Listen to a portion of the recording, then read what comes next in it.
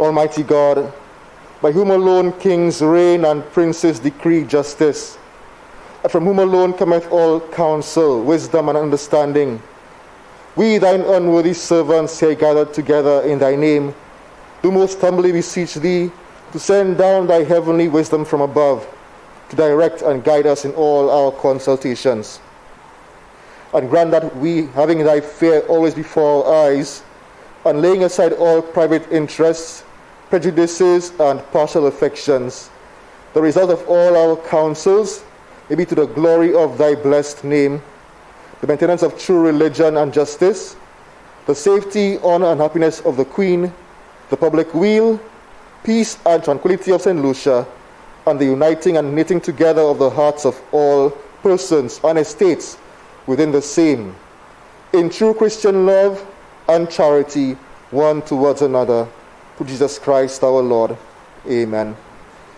The grace of our Lord Jesus Christ and the love of God and the fellowship of the Holy Ghost be with us all evermore. Amen.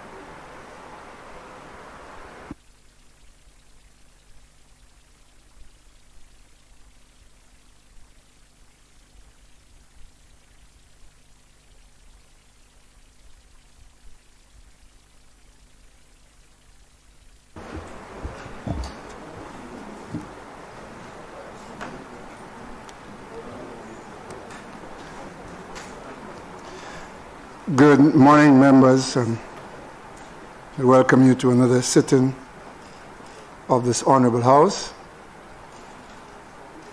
I wish to advise that I have received apologies from the member for Castries East and Prime Minister, the member for Ancillary Canaries, who is the chairman of the economic ministers of the OECS, and he's conducting a virtual meeting this morning.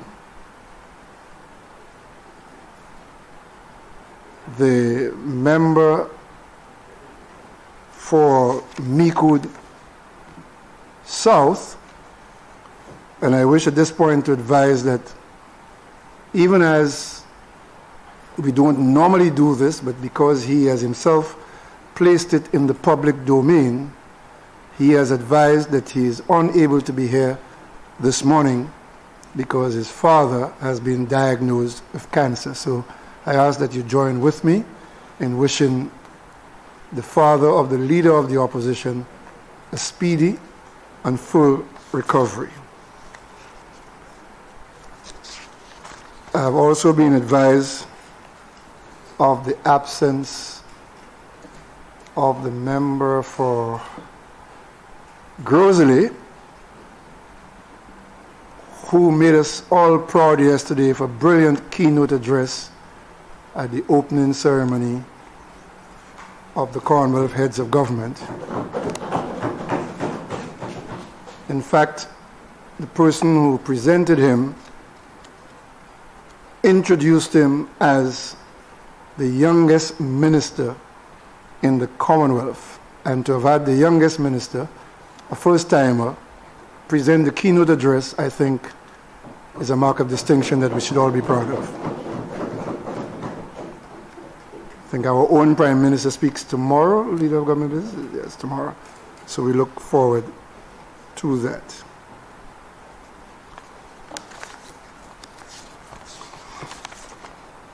Honorable members, I also wish to advise that with us today is a group of students, political science students from the University of Birmingham.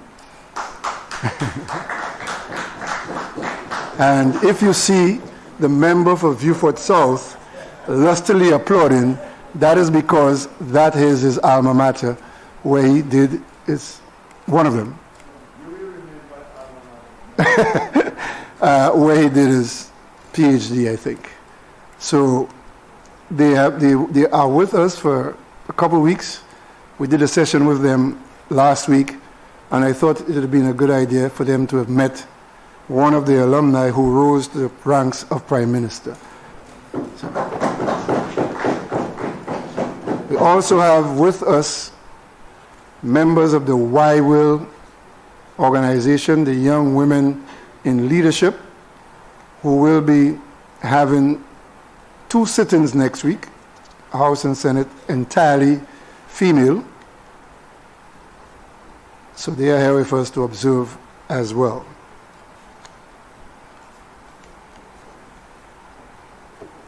And finally, members, I wish to bring to some of your attention and to remind others that there is a Commonwealth Parliamentary Association Parliamentary Academy, and there is an online degree that members should undertake, and I want to compliment the member for Mico North, who has begun an engagement in that regard. And everything I've been told by the lecturers is that he's an excellent student who has been doing very well. And I'm sure at some point in time, he would want to apprise members of the good of that program. And it served him in good stead during his recent visit to the Australian Parliament, where he also presented, and I was witness virtually to that presentation, and he also made us very proud. So thank you very much, member for Mico North. In that same program is a program for the staff of Parliament.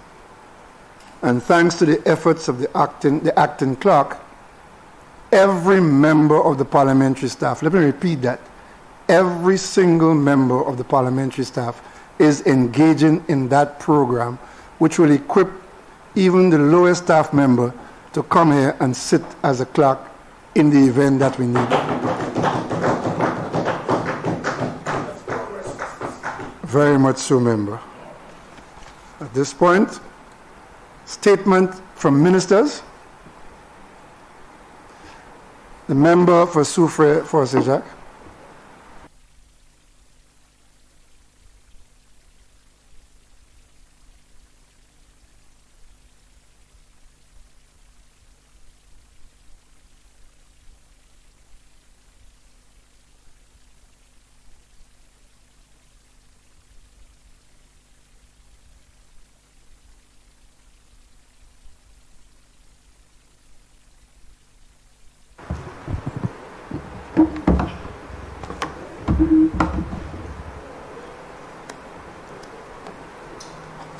Thank you, Mr. Speaker.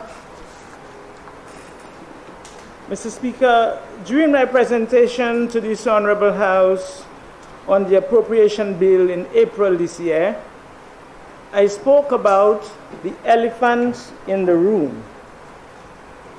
Unfortunately, the elephant, the rising prices of goods and services, is still an occupant of the room and will unlikely make its exit in the near future.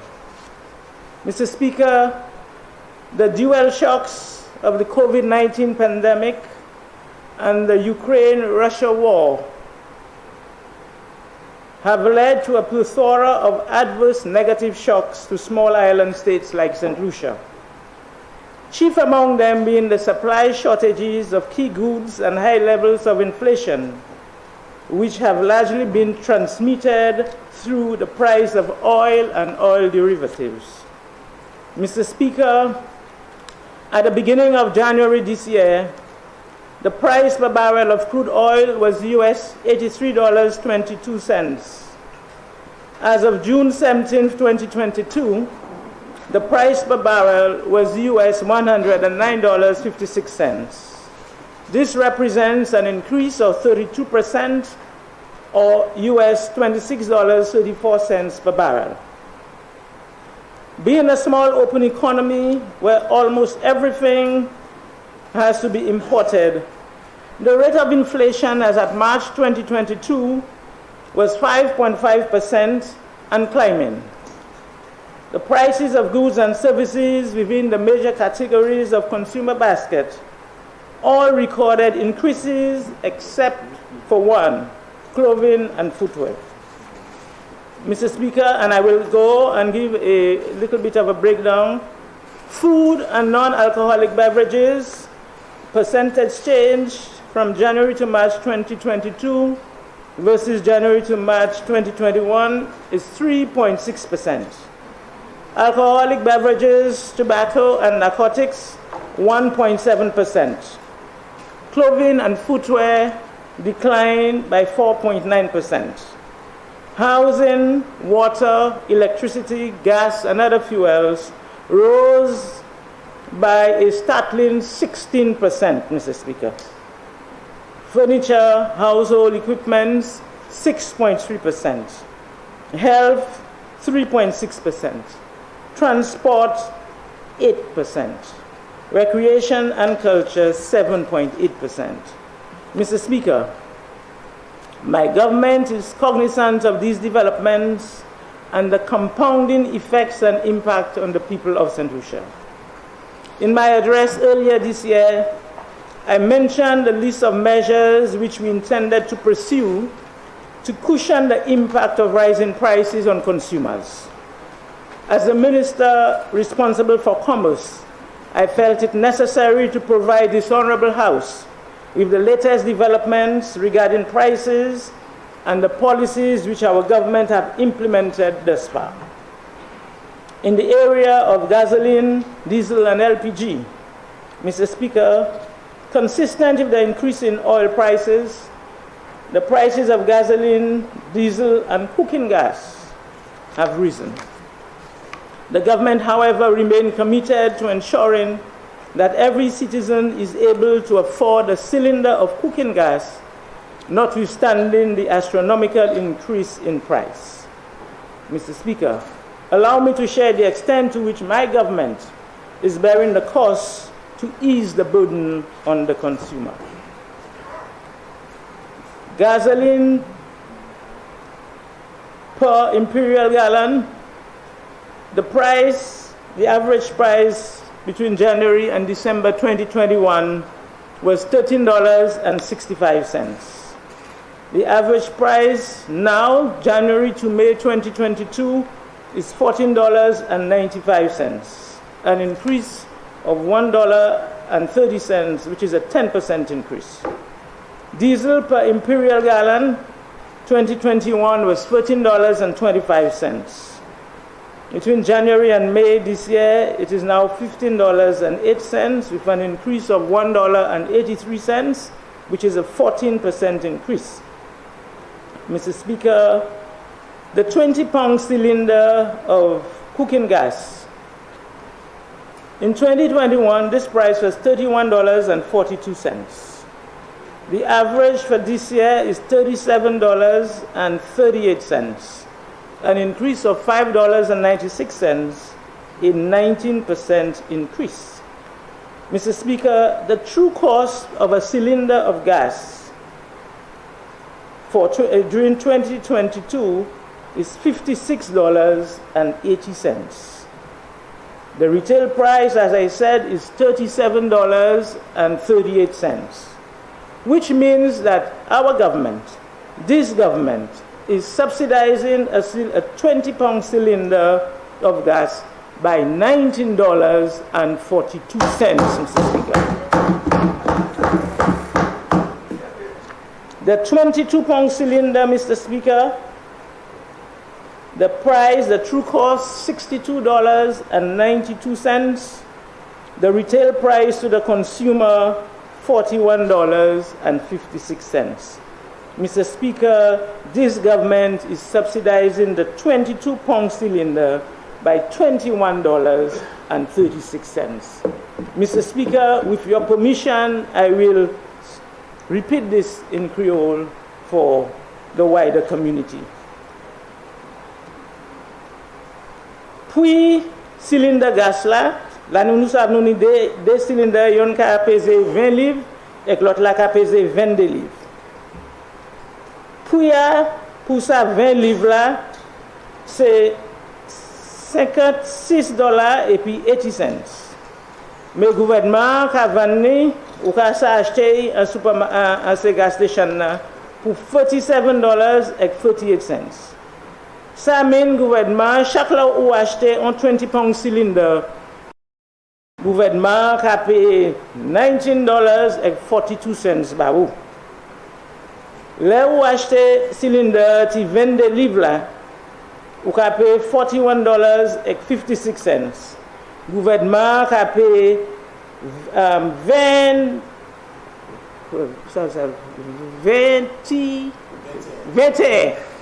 dollars et 40 sous. $21.36. Mr. Speaker, and I want us to take a moment to focus on who these consumers are, Mr. Speaker. Mr. Speaker, the consumers are the civil servants, the police officers, the teachers, the single mothers, nurses, firemen, pensioners, the employed and the unemployed, the person residing at Cap Estate, the person residing at Bonte, the person residing at Marsham Boulevard, the person residing at the Castries CDC there, and the persons residing at Barron's Drive and Palmis in Soufrière. Mr. Speaker, the consumer is an SLP supporter as well as a United Workers' Party supporter. This government is supported and a blue supporter. Mr. Speaker, this government of the St. Lucia Labour Party understands the burden of increased prices and is committed to sustainably cushioning the fuel price burden on consumers amidst the current global crisis. Mr. Speaker, I will move from fuel to rice, flour, and sugar. For bulk rice, flour, and sugar, Mr. Speaker, the Ministry of Commerce, since the advent of COVID-19, has experienced a series of challenges pertaining to the procurement of basic food supplies being sold at the government supply warehouse. We all know of the global challenges, Mr. Speaker.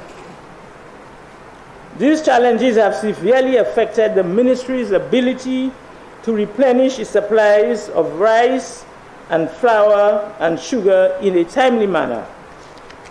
Mr. Speaker, despite the significant increases in prices, my government has ensured that to date, the price of these basic commodities have remained unchanged once they are purchased from the government supply warehouse. And I will share again some of those prices, Mr. Speaker, with your permission. The actual cost of a 100-pound bag of rice, and we are getting this supply from St. Vincent and Guyana, Mr. Speaker, it has moved from $85 to $98, and it has moved from $89 to $96, Mr. Speaker. Flour, again, we get it from St. Vincent, Grenada, and St. Lucia. The prices has moved, Mr. Speaker, from $98 to $99. But what is more startling, Mr. Speaker, as we proceed to get a new supply of flour, the projected price for flour is now $130 a bag, Mr. Speaker. A whooping 31% increase, Mr. Speaker. Brown sugar, Mr. Speaker, the prices have moved from $76 to $86. And while we get from Belize, it has moved from $36.96 to $98.47, Mr. Speaker. While all those increases have taken place, the prices have remained stable at the government warehouse. Mr. Speaker,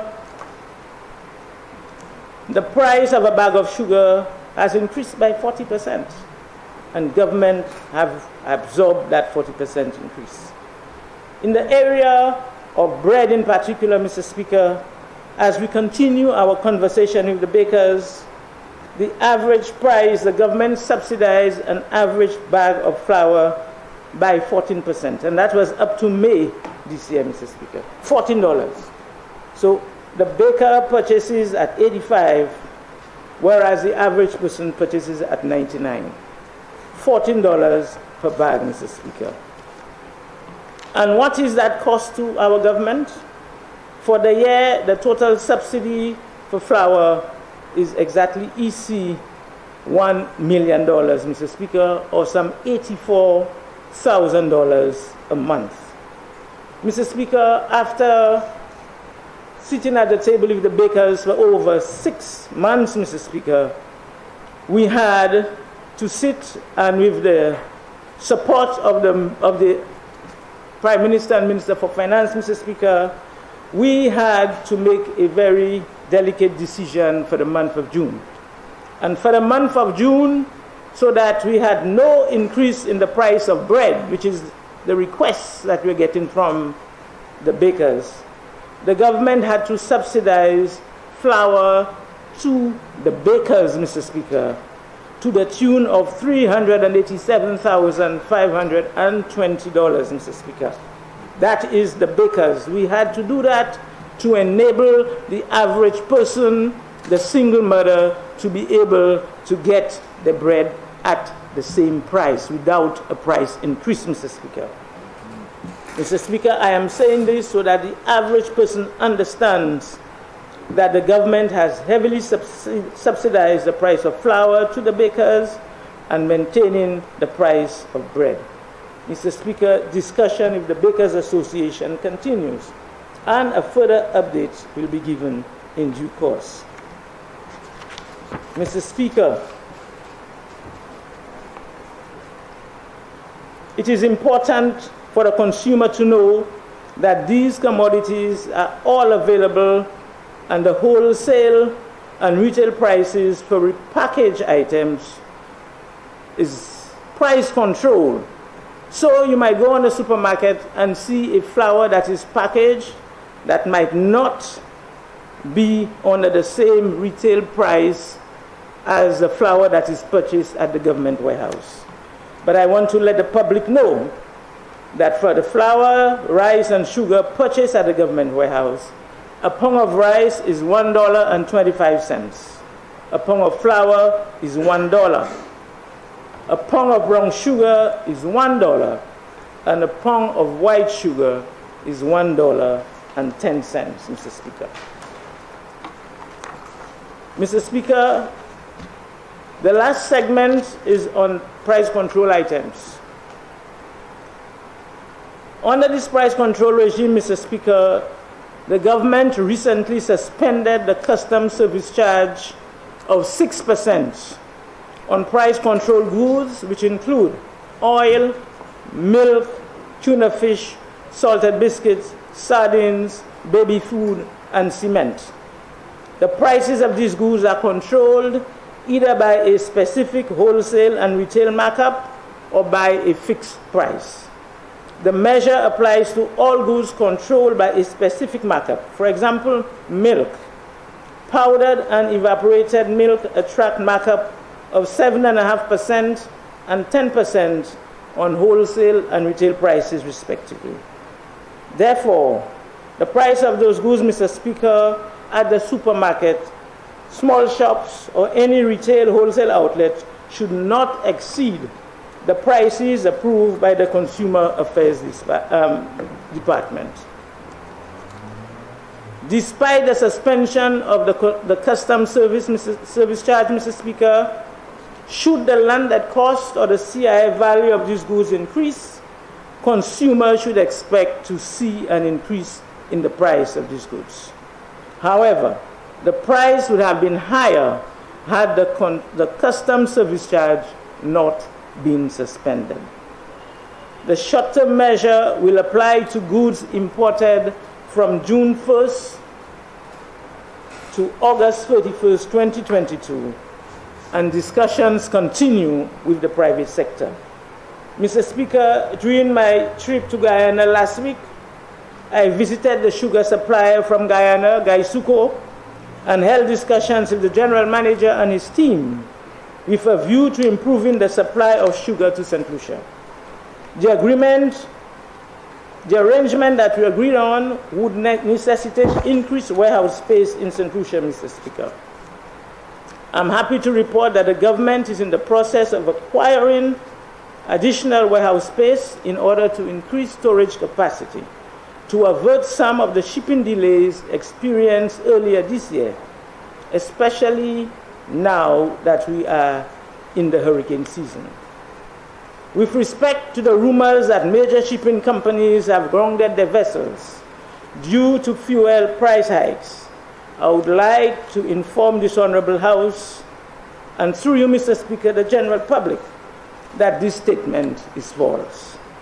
What has maintained in this situation is that as the price of fuel increases, vessels then increase their freight costs for shipments, which is significantly impacting the final cost to consumers. I am aware of a number of detractors are sharing false information and causing panic buying. And I am saying that this situation needs to be under control. Mr. Speaker, the Ministry has received commitment from all parties, including distributors, manufacturers, service providers, retailers, supermarket operators, the bakers, grocery shop operators, that they will continue to work collaboratively with the government throughout this difficult time to continue to supply goods and services to the people of St. Lucia. Mr. Speaker, I want to place on record that those businesses are themselves providing these services to the public at reduced profits and in some cases at great cost and inconvenience to themselves. And today I want to publicly thank them for their shared sacrifice. Mr. Speaker, through you, I want to remind the general public of the promise of the St. Lucia Labour Party while out of office and now in office. And that promise is putting you, the people of St. Lucia, first. Throughout this difficult period, your government continues to put you first by subsidizing your cooking gas, by subsidizing the bread that you purchase every day, by subsidizing some of the basic food items on your table, and by ensuring that the gas that is purchased, that there is no profit or no excess taxes being used by the government. All of it is being cushioned so that life can be easier for you. I want to, through you, Mr. Speaker, I want to remind the general public to please use this moment to make some basic adjustments to your consumption patterns and to look towards growing what you eat and eating what we grow. Mr. Speaker, I am of the firm view that if we continue along this path of collaboration, partnership, shared sacrifice, and national strategic refocusing, we will emerge from this crisis a stronger and better country. I thank you.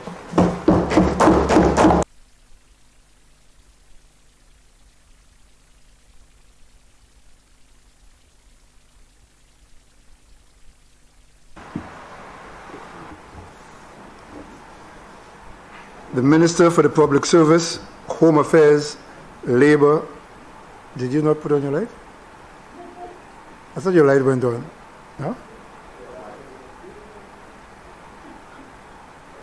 I'm not seeing it on.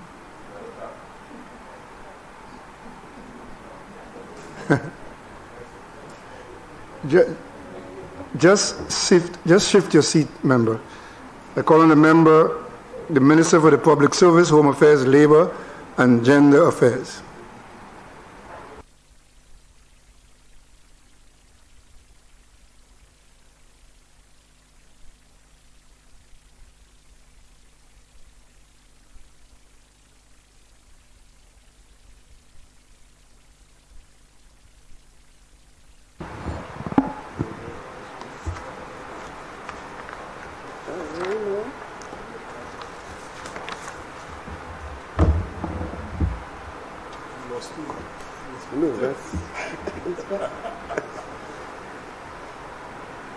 Mr. Speaker, I rise to address some very pertinent issues in the Ministry of the Public Service, Home Affairs, Labor and Gender Affairs.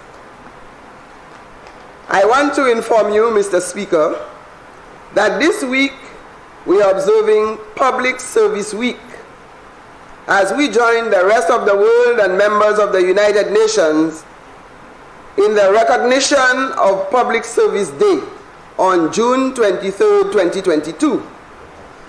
The theme for this week is Embracing Digital Government Post-Pandemic. Mr. Speaker, we are fully aware of what COVID-19 pandemic did to the world of work, especially in the public service. Many public officers had to work from home or online, and this may very well be the beginning of what is yet to come, as we need to explore this new way of work, given the critical role of technology in the developmental process in our country.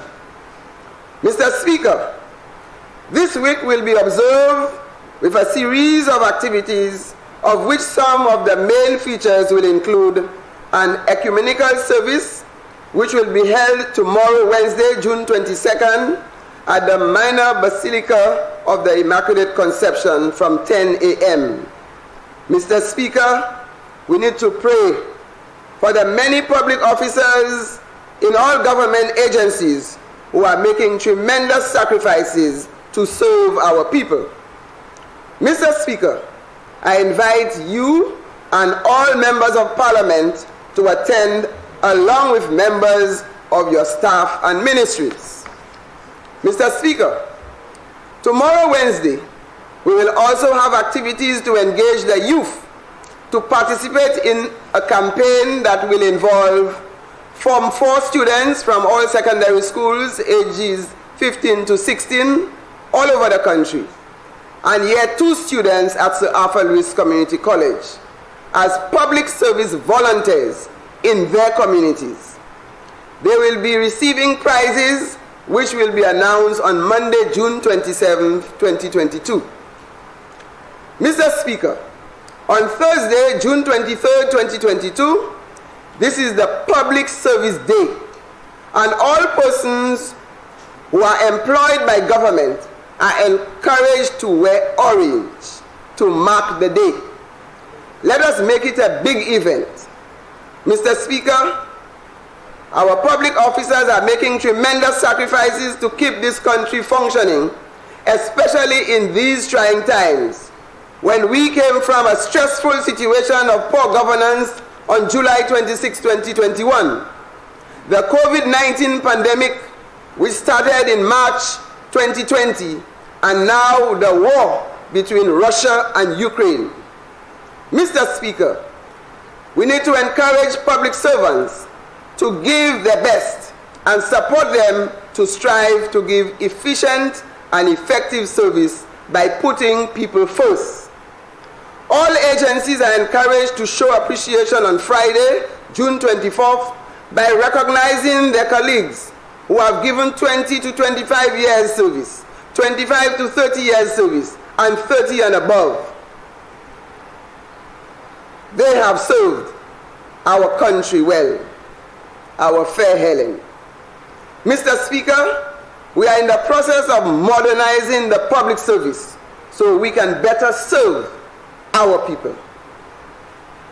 Mr. Speaker, I move quickly to the Department of Home Affairs, and this is the area that has captured the interests of all St. Lucians given the situation in this country.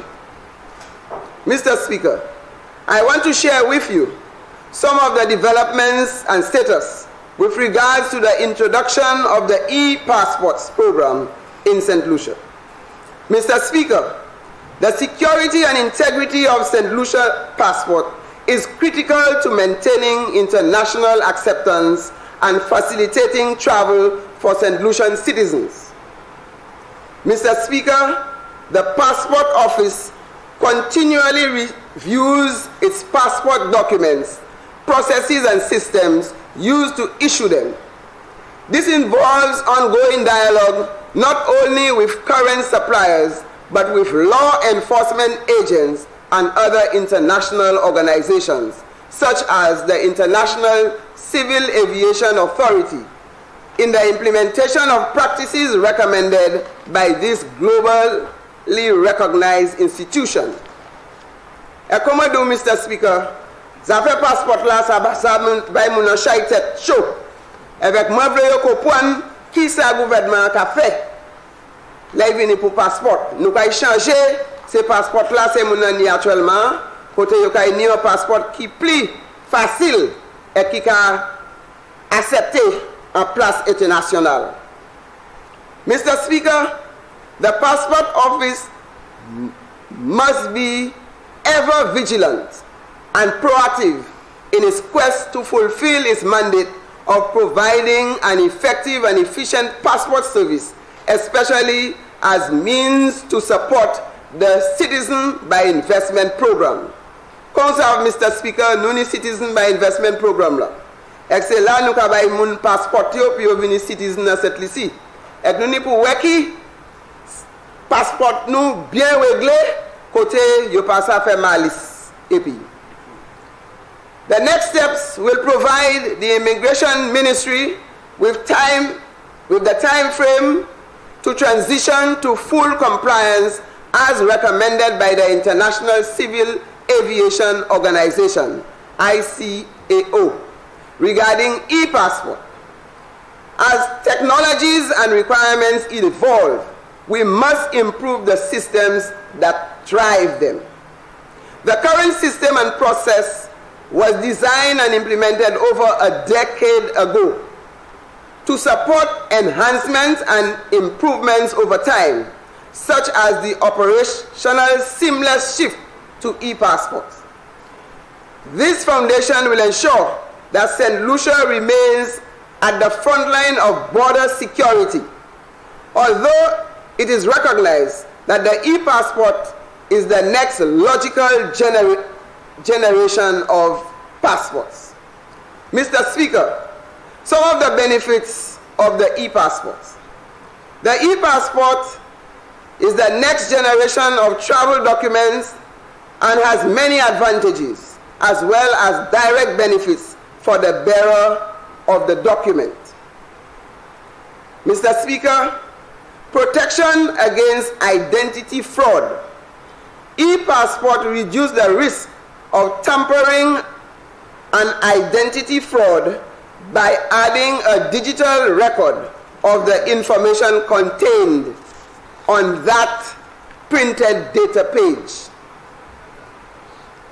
For an e-passport to be considered genuine and alterated, the microchip data must match the printed data.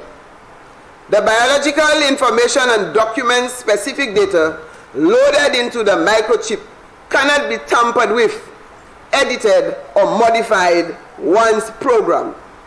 Mr. Speaker, this raises the security barrier to a new level against counterfeiters and those seeking to alter the electronic document. E-passport, Mr. Speaker, will help improve border security measures to create greater safety for our people. Because we talk about crime, and when we talk about crime, we don't look at the other areas that we need to secure in order to control criminal activity. And if we can control our border by having security measures, that is one measure of combating crime in St. Lucia. It will improve the Citizen by Investment Program as it would respond to the need to elevate the security procedures in issuing passports under the CIP. Mr. Speaker, the e-passport will provide greater protection of privacy of information. The introduction of e-passport will embrace bilateral and multilateral agreements, such as the US Visa Waiver Program and the comparable agreements with the European Union. It should be noted that some of these programs have expanded since the introduction of e-passports, owing in part to the secure nature of the document and risk assessment performed on a country-by-country basis. Mr. Speaker, with the introduction of an e-passport, St. Lucians traveling to the European Union may be better positioned to benefit greatly, given that the European Union has agreed to extend the visa-exempt program to include a number of Caribbean nations. So we are raising the bar, Mr. Speaker. Mr. Speaker, we need to speak of the modernization of the public service. We have to be up to standard with global trends. Today, an estimated 136 nations are issuing e-passports or will start production by the end of 2022. This translates to more than 70% of all the ICAO member states. Mr. Speaker, since its introduction in 2005, an estimated 1 billion passports have been issued and in circulation. Mr. Speaker, regionally, within the Caribbean, e-passports are issued by the following nations: Antigua and Barbuda, Bahamas, Barbados, Belize, to launch in 2022, Dominica, Grenada, Jamaica, to be launched in 2023, St. Kitts and Nevis, and St. Vincent and the Grenadines. So we are just playing catch-up now, Mr. Speaker. The Department of Home Affairs do express apologies for the disruption and long delays in obtaining new passports. Nous savons moun ka badye, yo ka vin gade pour passport. But moi ka apology by say moun ki ka travail at Department Immigration. Because right now, Mr. Speaker, we have some issues. One, it has to deal with the transition from our regular passport to the e-passports. And we also have challenges with the conditions of service in terms of occupation, safety, and health issues in that department. The air quality has not been up to standard, and we have had to close the place a number of occasions. We are encouraging persons who need their passport for urgent matters to travel or for medical reasons to apply for their passports. But those who just want to renew, because we are making the transition to the new passport, the e-passport, we will not want you to renew your passports now and later you have to move over to an e-passport. So we are asking you to be patient as we do that transition. Mr. Speaker, if all goes well, we should be ready to issue the e-passport next month, July 2022. I ask everyone to be a little patient as we prepare to deliver improved and quality service to the people. Let us hope and pray that all goes well for the good of all. Mr. Speaker, let me inform you and this honorable House that the much anticipated report on the review of Borderley is ready to be examined by the Cabinet of Ministers so we can start the necessary changes needed to improve the environment at the Borderley Correctional Facility. I want to thank the team of 5 that have worked tirelessly on a weekly basis to deliver this report, which will guide the way forward for the institution. Mr. Speaker, in order to combat crime in the society, we have to address the situation before, during, and after every criminal act is committed in St. Lucia. We cannot wait to send condolences and RIP to families. We have to fight. We have to do what is necessary to curb the scourge of crime in our country. Mr. Speaker, the government is investing in many social programs to strengthen the family unit, especially single mothers who have to raise their sons and daughters with very little support. We need to reactivate many of the organizations that keep young people occupied in a meaningful manner. We need to create opportunities for employment so families can put food on the table, pay their bills, purchase medicine, send children to school. And this is what this government has been doing during the last 10 months, Mr. Speaker. Mr. Speaker, during the last 10 months, I have visited all the fire stations and the police stations in St. Lucia, with the exception of 2 fire stations and 3 police stations. I have visited the Department of Probation and Parole, Borderley Correctional Facility, the Immigration Department, and the Marine Unit. The employees in all these departments, Mr. Speaker, are getting ready to start training again after it was stopped by the last administration for the last few years. There was 0 contribution in the budget for these persons to get training to carry out their duties. So now we have reinstated the funds and they are getting ready for training. The Prime Minister made an allocation to undertake repairs at Borderley and all police and fire stations throughout the island. Mr. Speaker, I was able to assess the conditions in which these officers work, and there is room for much improvement. This government cares about people and will support our people although we have limited resources at our disposal. Mr. Speaker, this is what a caring government does by putting people first. Mr. Speaker, the Department of Home Affairs has just gotten started with the establishment of the Unit for Youth Justice Program, or Youth at Risk, and that is another measure that is in place to combat crime. This unit is designed to help in the prevention of crime by focusing on our young persons who are experiencing many challenges in their early years. It will be pulled together resources and experts from the various public agencies currently engaged in dealing with young persons involved in antisocial behavior, crime, gang, violence, all forms of abuse, and other forms of youth offending behavior and other adverse risks.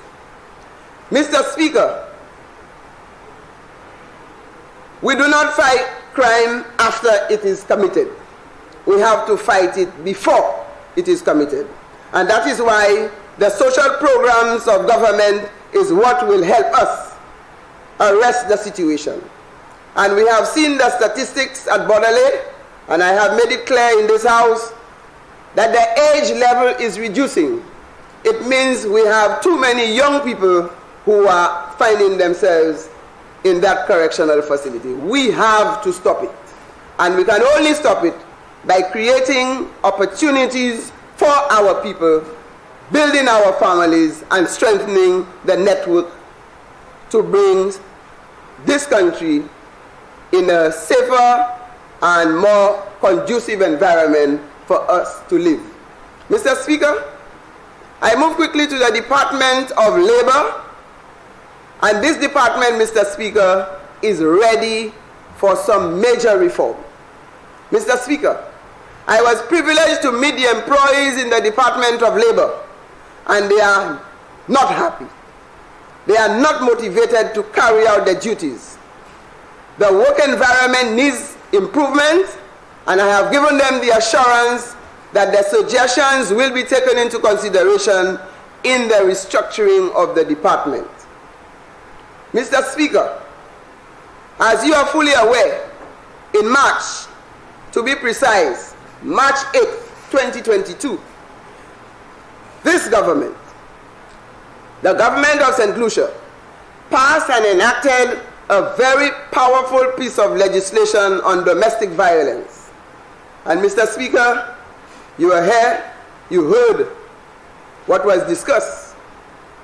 Well, Mr. Speaker, I would like to report that this piece of legislation has been well received locally, regionally, and internationally.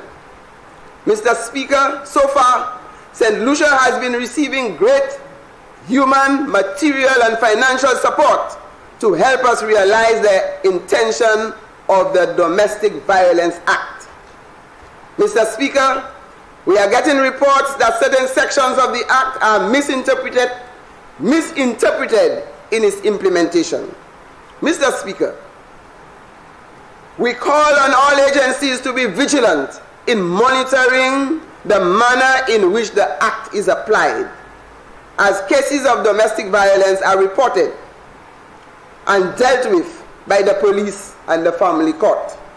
Mr. Speaker, the Attorney General is currently drafting regulations that are needed to help agencies interpret the different sections of the Domestic Violence Act. Mr. Speaker, we know the challenges we are facing in the country today, and St. Lucia is not the only one experiencing the rise in the cost of living, and I want to encourage our people to make some sacrifices. And as was mentioned by my colleague earlier, we have to adjust. We have to make adjustment to our plans, because it cannot be business as usual. Mr. Speaker, the government, under the strong leadership of the Honorable Prime Minister and the group of dedicated men and women in the Cabinet and Parliament, we will prevail. We will provide support to those who are most in need by ensuring that there is bread, they get their freedom, and there is justice for all. Mr. Speaker, let us prepare to serve the people as we brace ourselves to present and debate some of the most powerful pieces of legislation which will be tabled here today, like the Banking Amendment, Public Debt Management, Youth Economy Agency, Firearm Bill, and the much awaited Special Prosecutor Bill. Mr. Speaker, we have some serious decisions to make for us to take this country to a level in these trying times, and I call on the people in my constituency in Babono to be patient. I am prepared to continue to give them the support and representation they deserve with every ounce of energy I have. Mr. Speaker, thank you for your attention as the struggle continues by putting the people first. I thank you.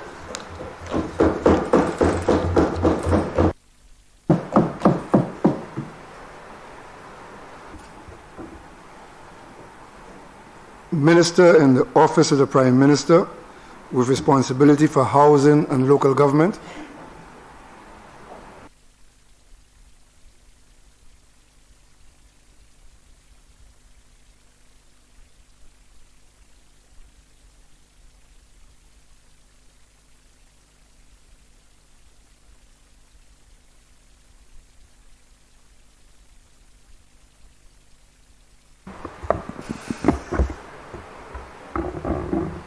Thank you very much, Mr. Speaker. And I want to join you in extending the warmest welcome to our visitors from Birmingham University, the alma mater of my beloved sister and attorney at law, Lydia Fisher. Welcome. Mr. Speaker, I rise today to report to the good people of this country on our stewardship, but more particularly mine, for the last 10 months or so. After all, on July 26, 2021, the people of Castries Central offered me to accept a job from the Honorable Prime Minister by placement in his cabinet.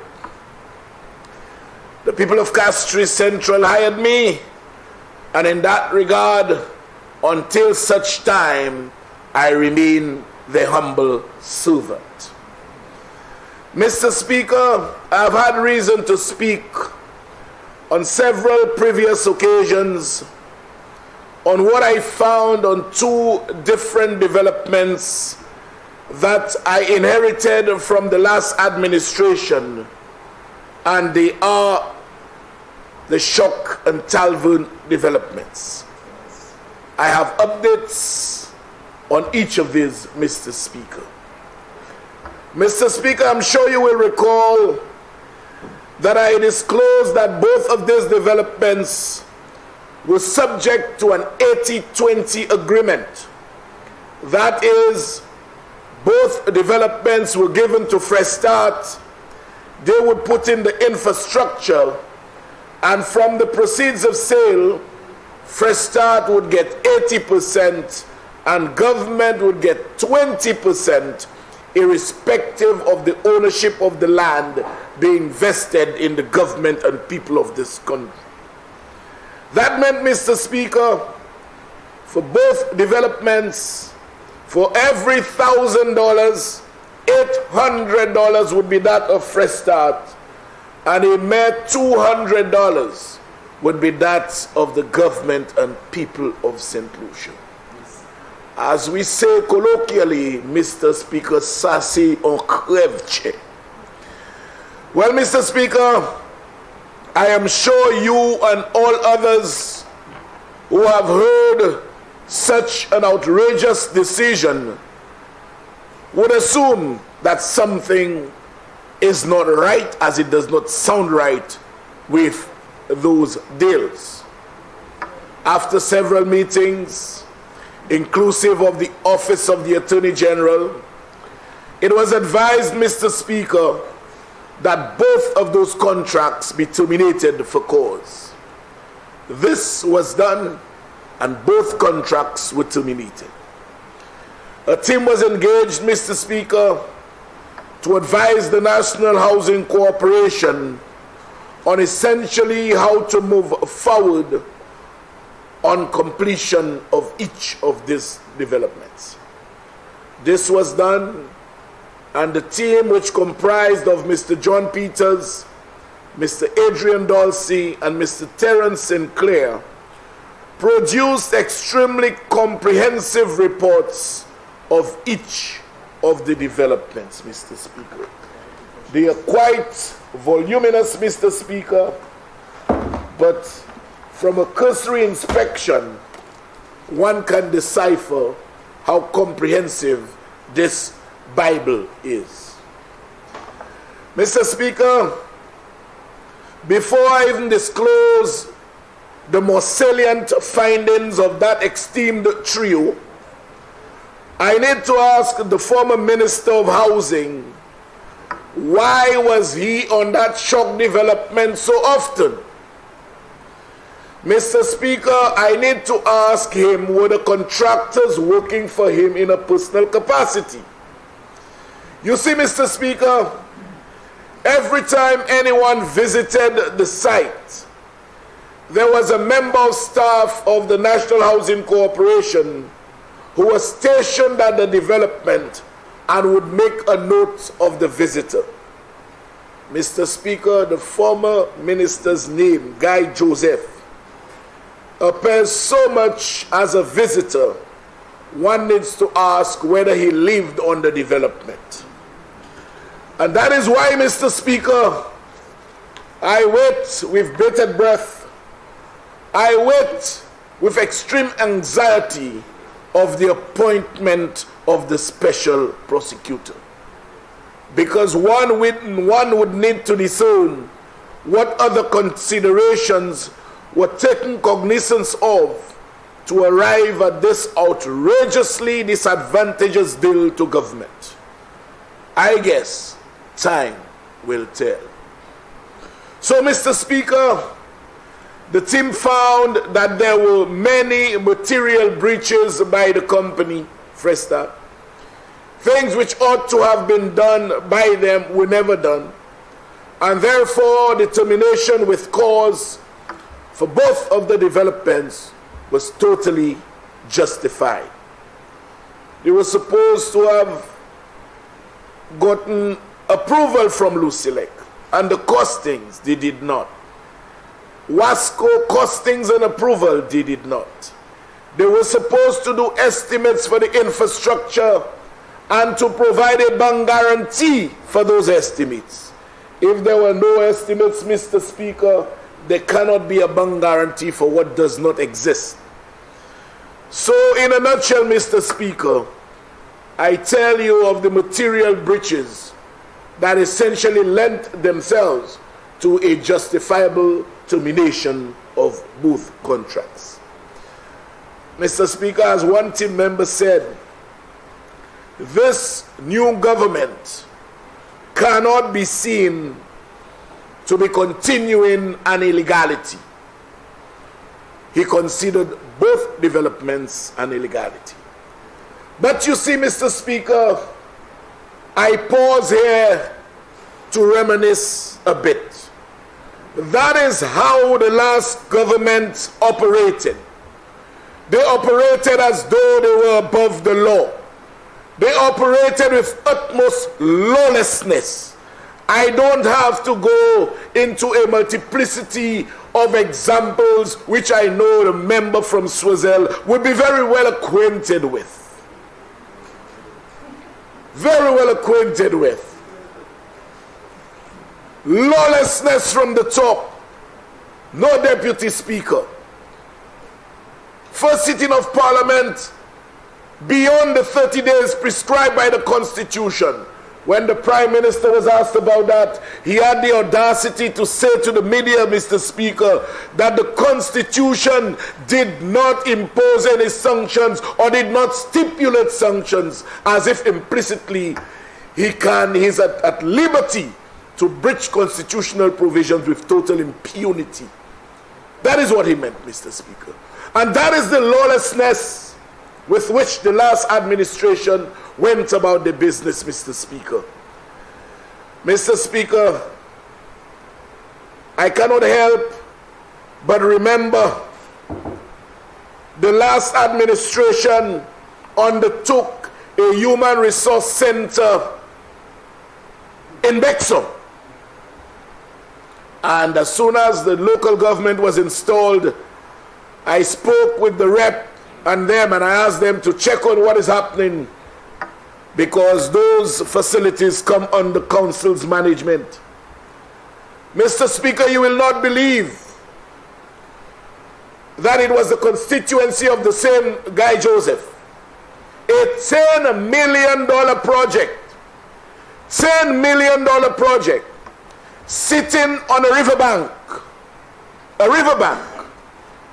was not approved. Not only it was not approved, the Development Control Authority delineated 26 reasons, not one or two, Mr. Speaker, 26 reasons why this human resource center should not be constructed in that locality. But again, Mr. Speaker, you are dealing with a bunch of men who sidelined legality. And so, notwithstanding the blatant refusal for permission to build in that location, the Human Resource Center went ahead. The Human Resource Center went ahead. They had already spent almost $1 million in the foundation. But last week, and mind you, Mr. Speaker, mind you, it is not the DCA of this current government who did not approve it. The Development Control Authority the board that was instituted by the last administration under whom they served were the ones who did not approve it for 26 reasons. This new board came in, I think they multiplied the 26 by 2. And so, in a nutshell, Mr. Speaker, neither of the boards that serve under the different administrations have given the nod to the project. But yet, a $10 million project has started.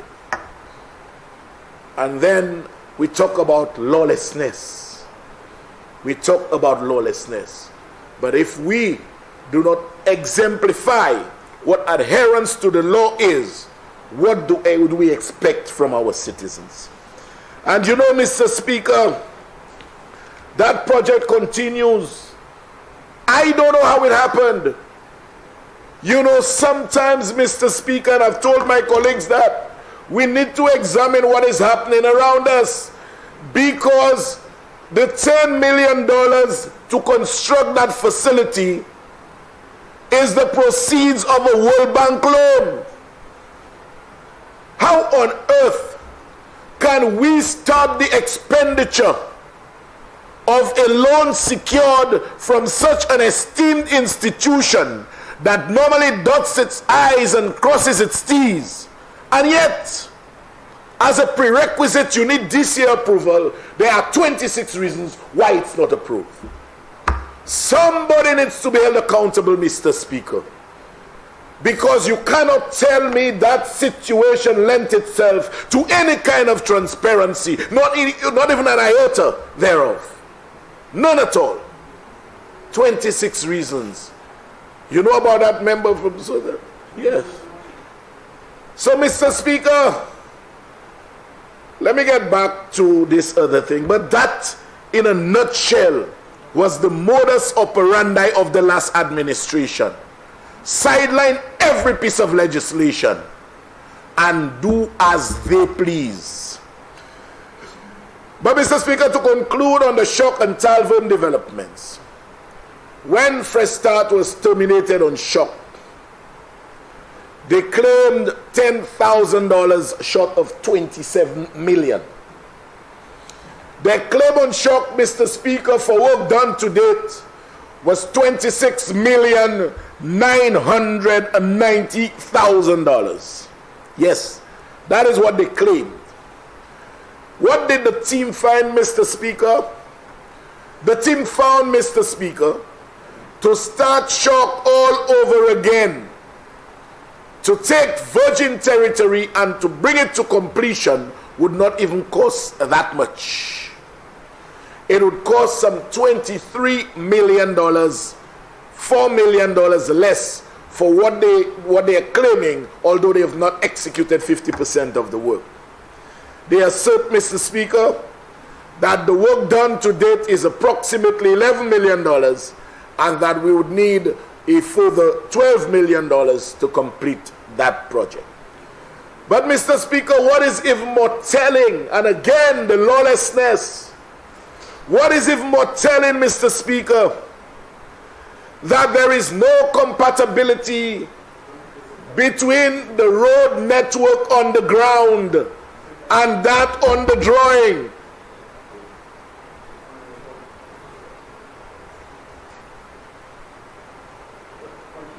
I can yield to you, you know, because I have a way of just, sorry, I forget the statement, you know, Mr. Speaker. I'm always ready to go.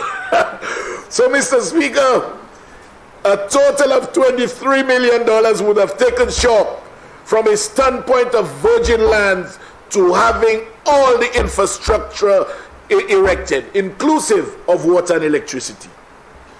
But I was saying, Mr. Speaker, what is even more telling?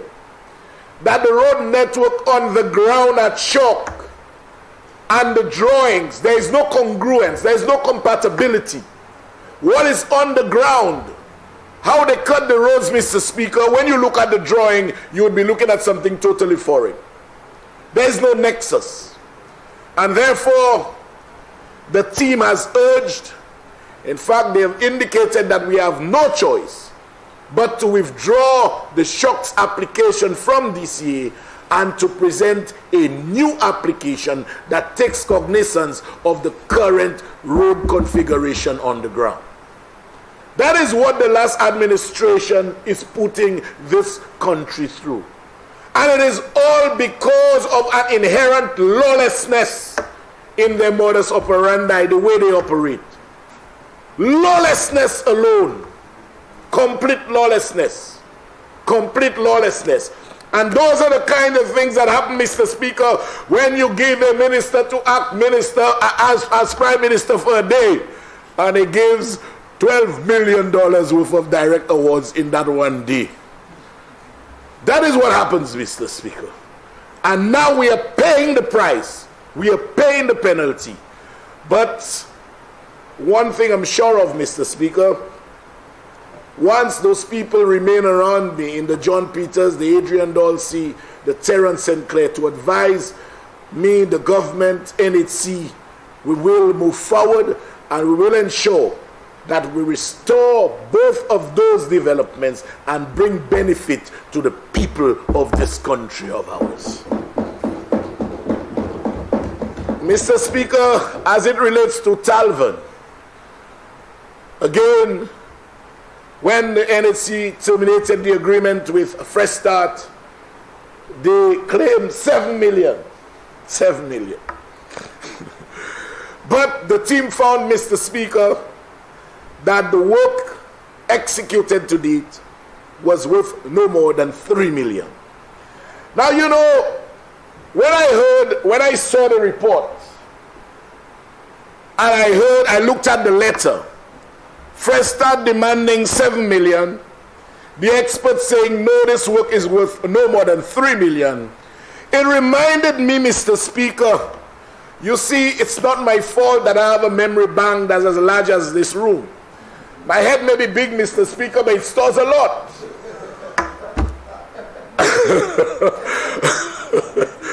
It stores a lot. And the space in my head, I just wish the former Prime Minister would have had a big head like me and he stores stuff the same way. But Mr. Speaker, head is. No, definitely. No. I can't do that to you. Not. But Mr. Speaker, you know what that reminded me of? When I saw 3 million versus 7 billion, it reminded me of the foundation for St. Jude. The foundation of the new St. Jude, Mr. Speaker, was estimated by government technocrats to cost $3 million. $3 million. Guess what? When it landed into the lap of that very company with the very same minister, the bill was 9 million. From 3 million to 9 million. And so, Mr. Speaker, I understand how that relationship between that contractor and that former government led to prices that were so inflated that if Putin had already invaded Ukraine, it would have been about 100 million for the foundation alone. You know, and on that same St. Jude, Mr. Speaker, you know, no, honestly, I can't wait for the special prosecutor. Mr. Speaker, on that same St. Jude, there was a direct award of $26 million signed by the member for Miku South in his capacity as Prime Minister. $26 million for architectural designs. Architectural designs, Mr. Speaker.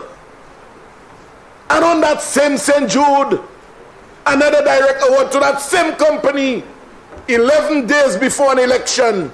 11 days for 70 million. 70 million.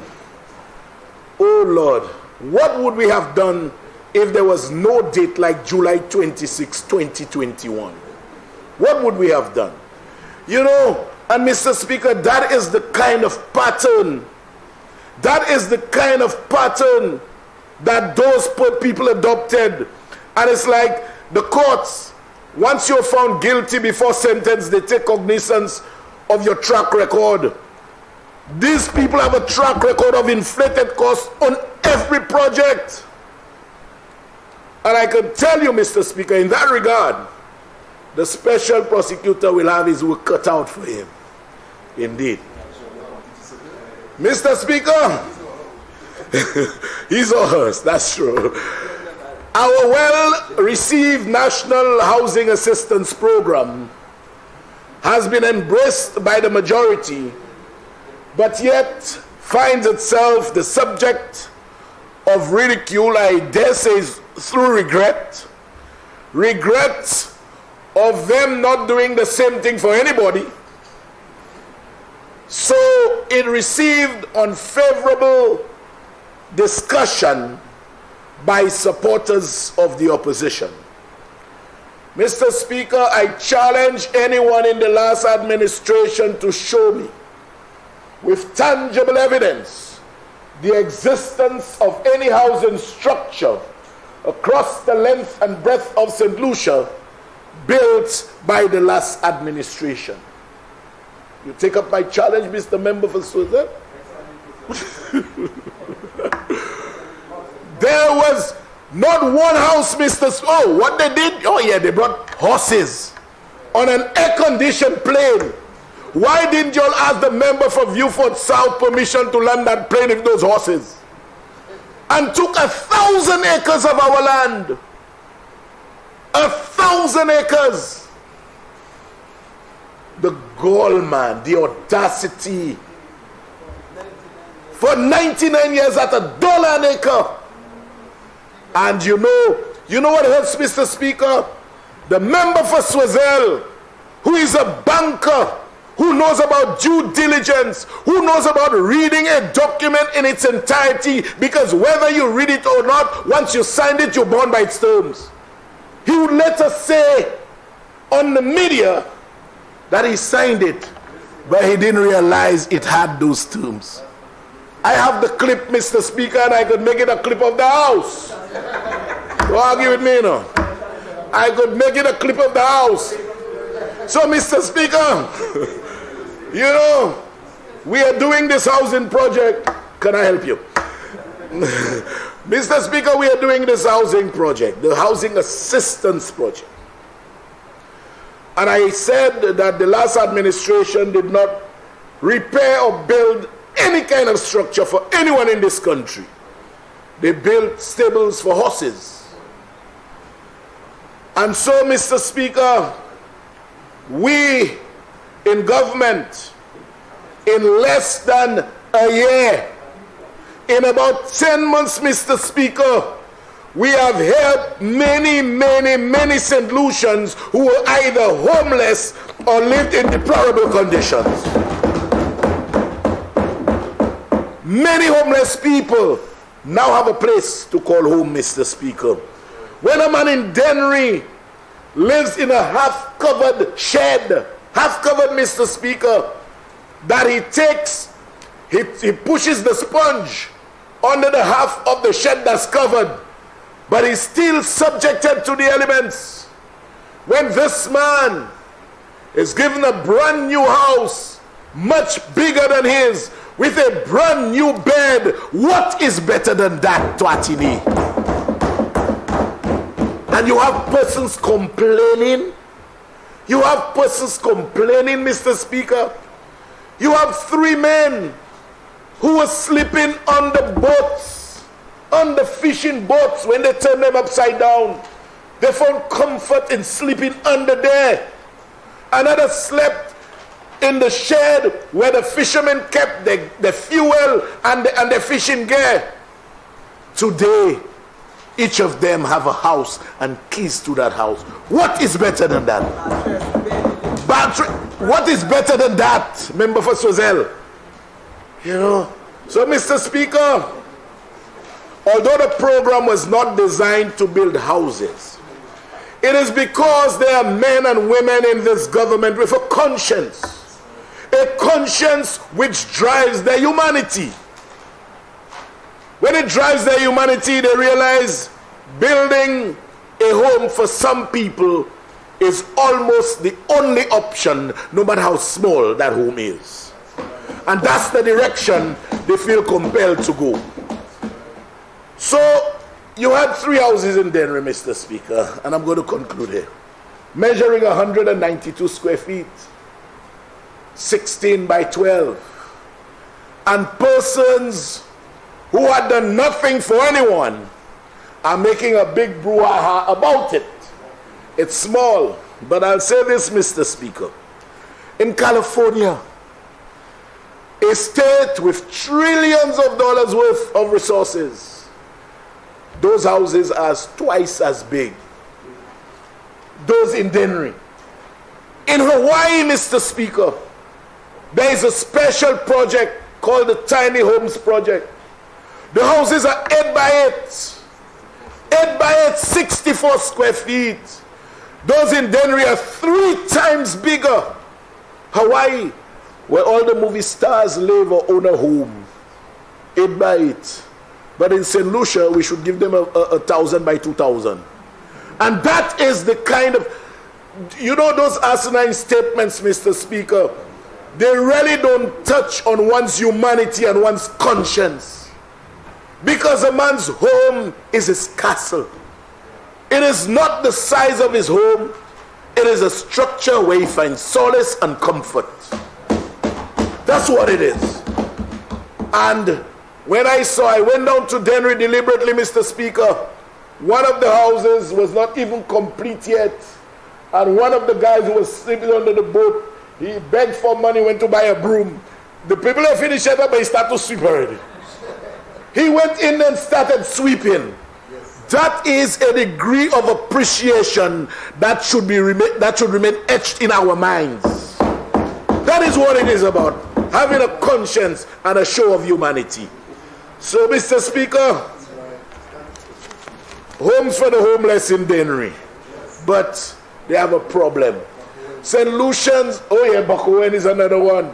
Imagine, Mr. Speaker, one was built in his constituency, in Sarah. Mr. Speaker, you wouldn't believe this. A lady, we were there, we handed over the keys. And a lady told Buck Owen, if you think another woman will come in this house, I claiming that I'm your woman from now.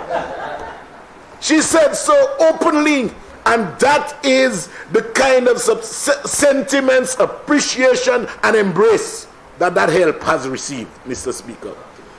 And yeah, there are 3 brothers in Opico, in Graceview Fort North. I went there. The member invited me to the handover. Mr. Speaker, it was so touching. 3 brothers who have literally lived in, you know what we call a pit toilet, the size of that? Each of them had one juxtaposed to each other.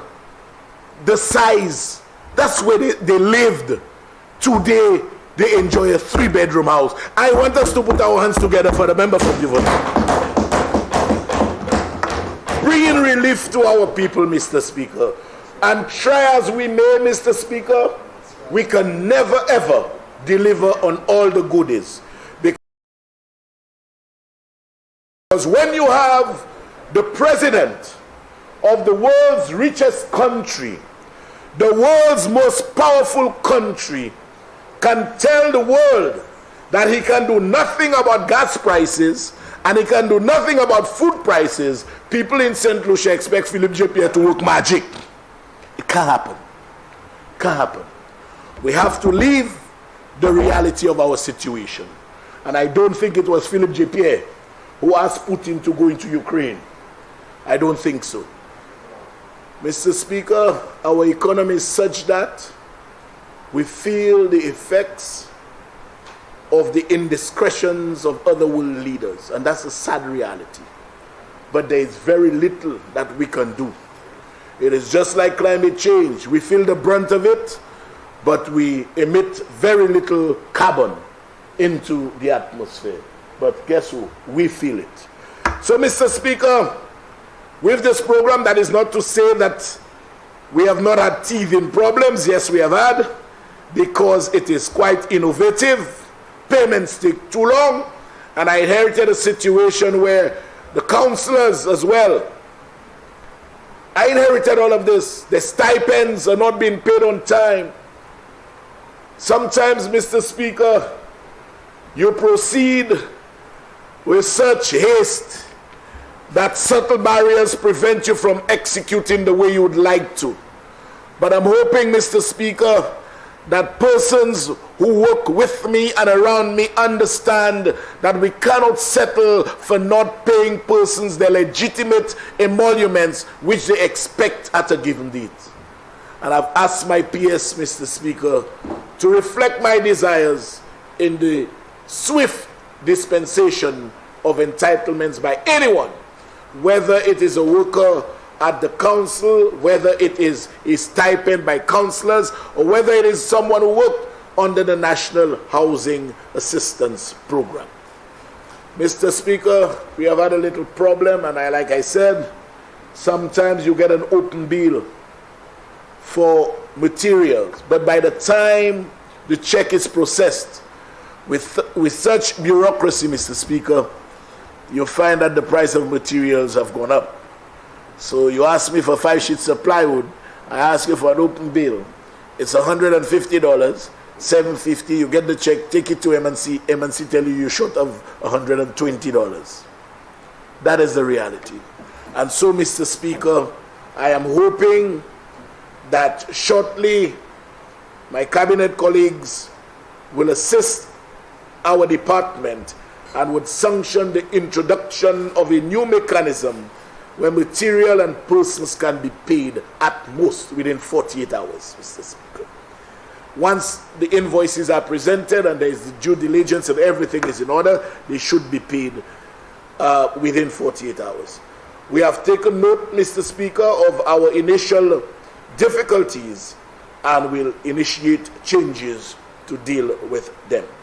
Mr. Speaker, as I end, let me say I welcome the tabling of those bills in the chamber today and look forward to the ensuing debate on them. I thank you, Mr. Speaker. Thank you, colleagues.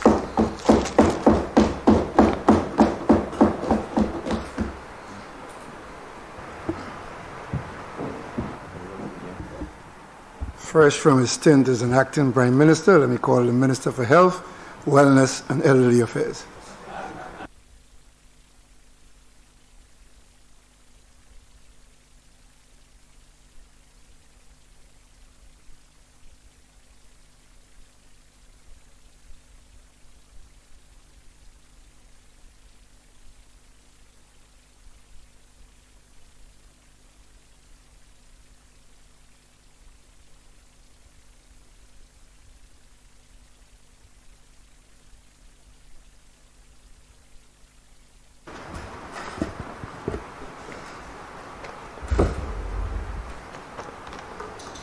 Thank you very much, Mr. Speaker. Mr. Speaker, colleagues, good morning. My statement today, Mr. Speaker, will focus on 3 major health threats which are being monitored by the Ministry of Health, Wellness and Elderly Affairs. Actions to mitigate the negative health impacts of the threats continue in some areas, and new measures have been initiated to prepare for a new emerging threat. The 3 areas of concern are monkeypox, dengue, and the ongoing COVID-19 pandemic. Monkeypox. There has been a global outbreak of monkeypox, and the Ministry of Health has increased surveillance and measures have been put in place to manage the disease if it is detected in St. Lucia. I repeat, if it is detected in St. Lucia. It is of concern that most of the confirmed cases reported travel history to countries in Europe and North America. The risk is presently assessed as moderate by the World Health Organization, as this is the first time that many monkeypox cases and clusters are reported concurrently in non-endemic and endemic countries at the same time. St. Lucia has not recorded any cases of monkeypox to date, but we are preparing to manage cases in our country just in case this happens. Mr. Speaker, the signs and symptoms in the early stages are similar to the cold and flu. They also include rash, fever, enlarged lymph nodes, back pain, and muscle pain. Testing for monkeypox in the region is facilitated through the Caribbean Public Health Agency, CARPHA. Patients with monkeypox are given symptomatic treatment for fever and for pain. Nutrition and rehydration are particularly important. Some patients may develop severe and life-threatening complications.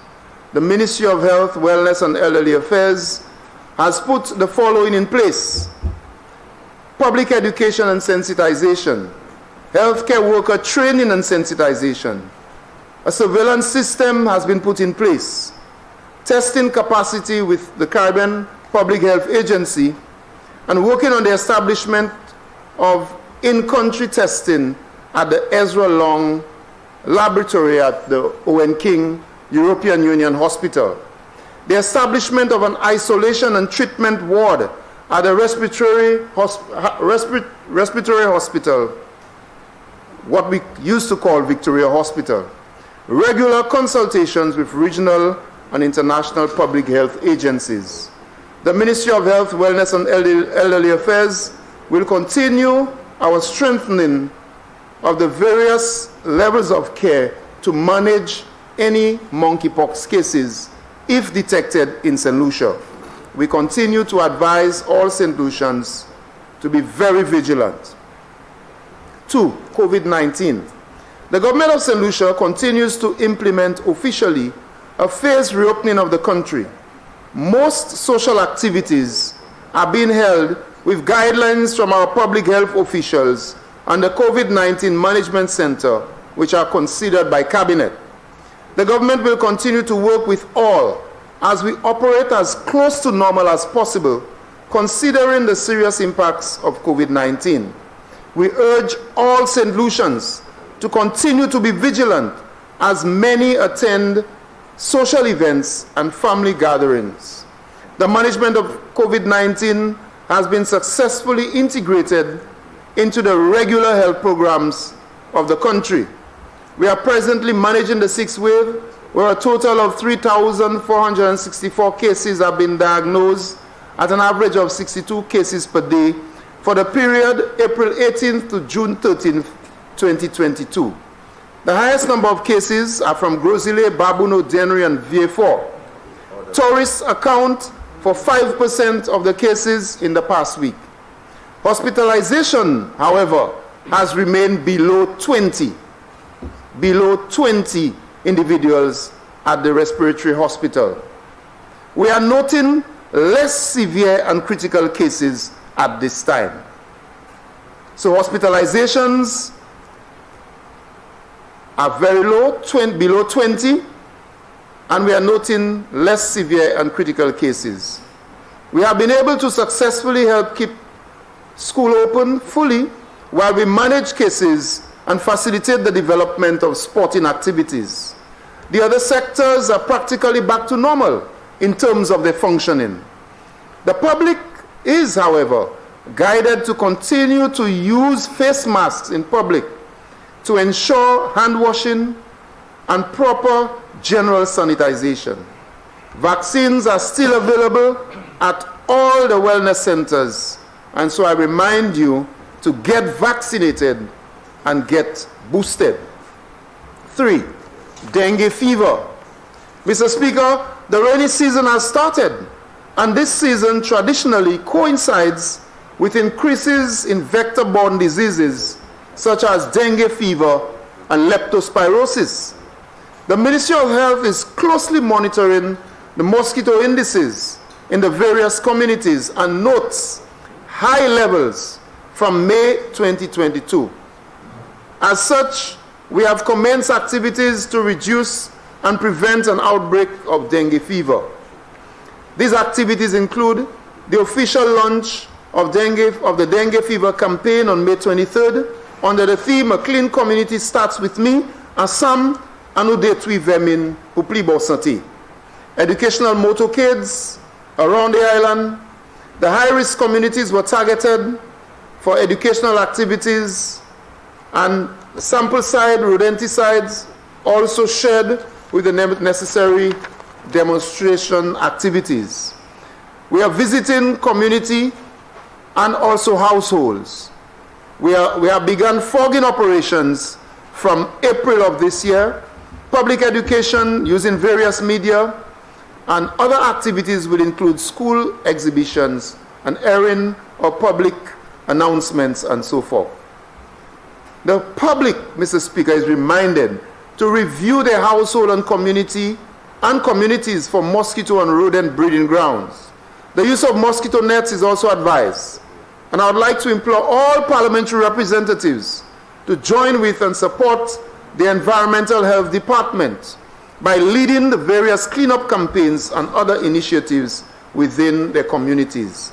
Together we can reduce the impact of those vector-borne diseases by all playing our part and keeping the community clean. I wish, Mr. Speaker, to speak to monkeypox in Creole. The other areas are well known, and I wish this new area, I wish to explain to the people of St. Lucia the threat of monkeypox. L'année maladie nef qui nous a couillé en anglais monkeypox. Avec monkeypox là, c'est un qualité maladie qui nous a ouais à différents pays et c'est la première fois l'Organisation Santé Mondiale a ouais autant cas monkeypox là à différents pays en cette liste. Nous a dit en cette liste nous pas connaître pièce monkeypox avec ministre santé avec l'autre organisation qui a regardé la situation pour regarder qui manière si nous ni monkeypox qui manière nous pouvons améliorer la situation ça là. Pour nous faire test monkeypox nous ne pouvons voir n'importe cas nous joindre qui nous peut-être quoi c'est monkeypox nous ne pouvons voir pour organisation nous avons CAFA. Ça c'est une organisation Kawaïb qui regarde les affaires santé en toute Kawaïb là. Si à mon ni monkeypox, nous avons ça qui a fait, mon a ni en chay la fièvre, peut-être la ni bouton en le corps mon la ni en bagay, yo ka créer lymph nodes qui ou ka joindre en bas bazou ou ben en bas bois avec peut-être ça ka enflé avec fort mal ou ka ni mal d'eau avec un chay différents côtés encore où il faut mal. Si vous sentez pièce ces bagages ça là, il est important pour aller au docteur parce que l'année en monkeypox ka koui, même si nous pas encore venir en cette liste, nous pas savent peut-être si nous kaini parce que à ces places là qu'on nous ka ouais monkeypox là, c'est à ces mêmes places là nous ka joindre touristes nous Europe avec Amérique et ces places là. Qui ça ministre là a fait? Ministre là a mettez chaque éducation dehors à les affaires monkeypox là. Nous avons commencé introduitement à les gens qui travaillent en santé, avec aussi nous travaillons avec organisation santé en Kawaïb là, nous avons créé CAFA, avec un Ezra long lab nous-mêmes en cette liste. Nous avons regardé qui manière nous avons fait système nous primaire pour nous tester si nous n'y a cas monkeypox. Aussi nous avons mis en chambre Victoria l'hôpital là pour si nous ni monkeypox pour nous faire ça nous créer isolation. Ça veut dire si nous jouons un cas monkeypox nous allons pour demander c'est mouna ou ben mouna pour être par quoi peut-être pour yon des jours parce que monkeypox là c'est un malade qui ça sortir yon moun pour aller à l'autre moun. Aussi nous travaillons avec organisation mondiale avec organisation en Kawaïb là. Nous avons continué, docteur avec nous, avec tout le monde qui a continué à garder les affaires ça là, avec nous avons dit tout gens cette ici pour prendre précaution sur une pièce, ces qualités, sur une senti pièce ces bagages ça là, allez au docteur. Thank you very much, Mr. Speaker.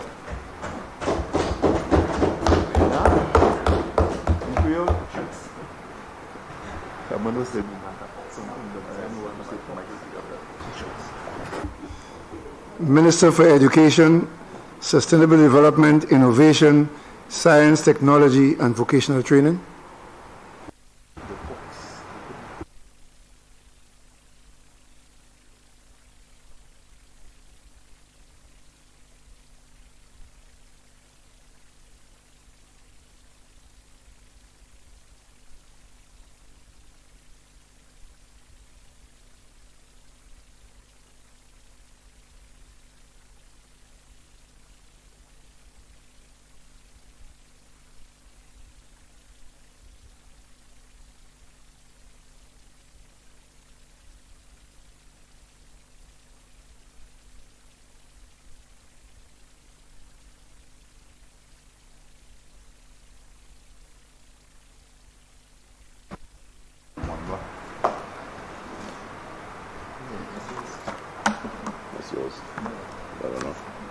Thank you, Mr. Speaker. Mr. Speaker, I want to issue a statement this morning in my capacity as Minister of Education, Sustainable Development, Innovation, Science, Technology, and Vocational Training.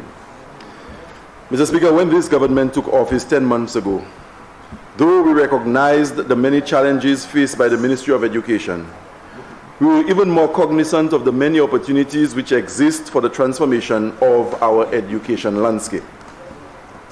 We all know of the many challenges that COVID-19 brought onto our shores and how it has adversely impacted the education sector.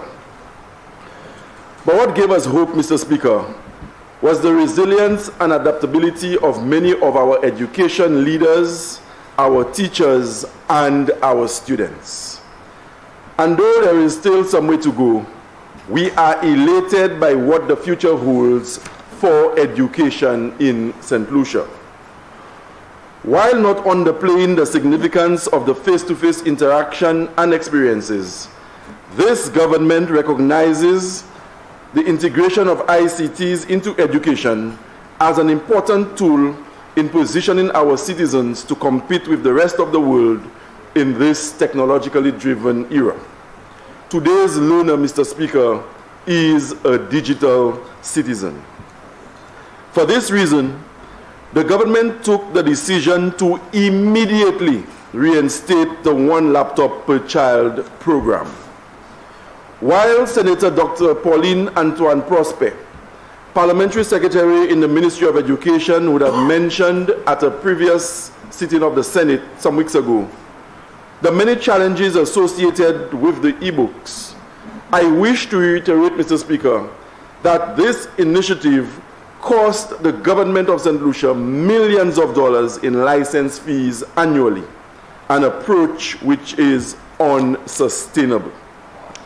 This is why our government is focused on content development, which not only aligns with the curriculum, but also adapts to our local context.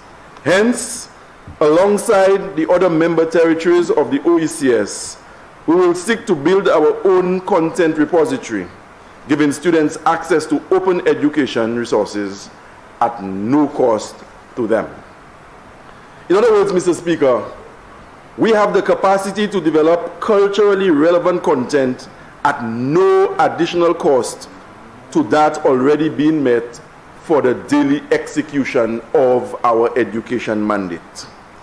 We are of the firm belief that the millions of dollars paid annually in recurring subscription costs can be better utilized in advancing our education system.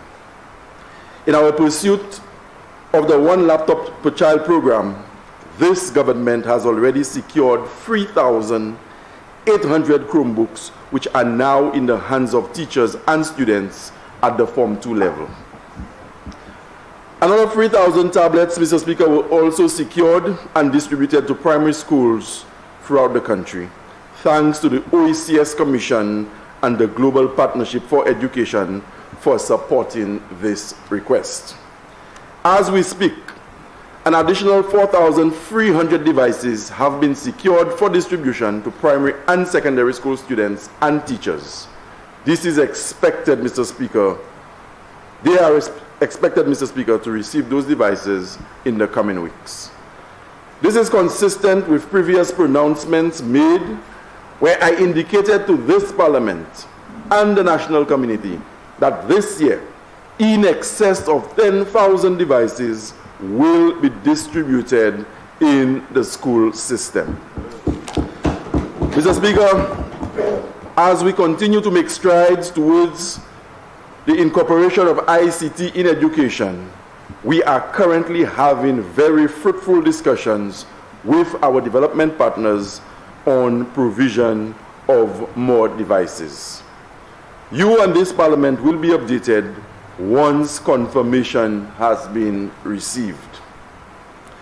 The integration of ICT, information and communication technologies in education, is not only about the distribution of devices. The Ministry of Education continues the commissioning of several smart classrooms throughout the length and breadth of this country. These classrooms, Mr. Speaker, will ensure a more diverse, interactive, and inclusive education system catering to the multiple learning needs and modalities of our students. The rooms will cater to recorded classes where students will be able to go over lessons, re-engage content, thereby reinforcing concepts. Mr. Speaker, the smart classrooms lend to more varied approaches to instruction. They will also have the capability of live streaming, so a child who is unwell and is not physically present at school will be able, Mr. Speaker, to be in the classroom while he joins virtually. To date, 5 classrooms have been retrofitted and outfitted with the necessary equipment. Special thanks to our Taiwanese counterparts for supporting this smart classroom drive. The government and people of Taiwan have partnered with the Ministry of Education on many ICT in education initiatives. They have provided interactive televisions and recording equipment to over 30 schools, interactive educational screens to 21 primary and secondary schools, and complementing our e-book initiative, Mr. Speaker, by providing 80 Chromebooks, 50 tablets, and charging cards to 7 schools in this country. In the coming months, Mr. Speaker, another 20 classrooms across the island will be converted into smart classrooms. I repeat, in the coming months, Mr. Speaker, another 20 classrooms across the island will be converted into smart classrooms. The Caribbean Digital Transformation Project, through the Department of the Public Sector Modernization Project, will be supporting this initiative. These endeavors, Mr. Speaker, will not be successful without the requisite internet coverage. While the CASIP program continues to expand broadband services across schools on the island, this government has partnered with our telecommunications providers to make broadband accessible to 5,000 vulnerable households at a token cost of roughly $20 monthly. Mr. Speaker, this is a serious government, a government that cares about the underprivileged, and a government that puts people first. Mr. Speaker, I would therefore like to urge parents, students, and teachers to take advantage of these opportunities and make the most effective use of the ICT in education opportunities to make classrooms come alive, provide a greater reach to our students, and provide an authentic education to our young minds who will become the citizens of the future. Mr. Speaker, under my ministerial watch, I will ensure that the Ministry of Education remains resolute in its quest to strengthen this e-education ecosystem. This is the direction in which the world is moving, and we cannot afford to leave our children behind. A greater emphasis will be placed on more relevant teacher training and improvements in broadband and connectivity. We shall continue to solicit support, Mr. Speaker, from our development partners as we seek to bridge this digital divide in our quest towards the development of a diverse, educated, and resilient people. Mr. Speaker, this is only a snippet of the ongoing work in the Ministry of Education. We are cognizant of the fact that we receive a very sizable chunk of the national budget, and I want to give this Parliament, and by extension the people of St. Lucia, the most solemn of assurances that under my ministerial watch, the Ministry of Education will spend no effort in ensuring that we deliver to the children and by extension the population of this country. Thank you, Mr. Speaker, for your indulgence. Thank you, colleagues.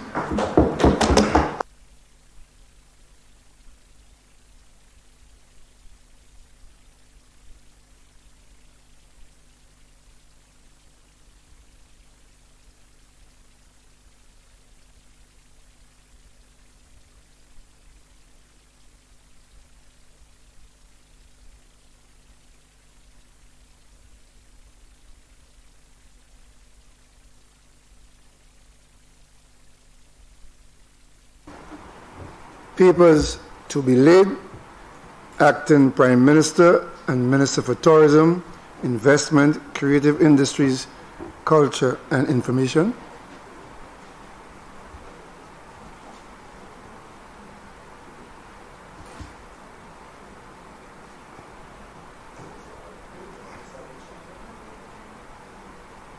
Try the PM's one.